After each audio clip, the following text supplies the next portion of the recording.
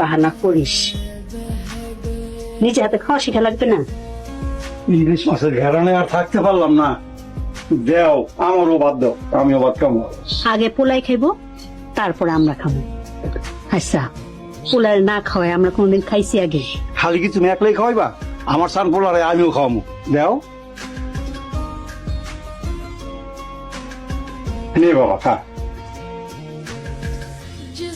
তাহলে আমি বাকি জীবন পরে কোনোদিনও কষ্ট দিব না।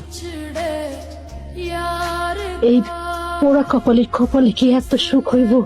মা, ও হইতেছে আমার কাছে তোমার দেওয়া শ্রেষ্ঠ উপহার।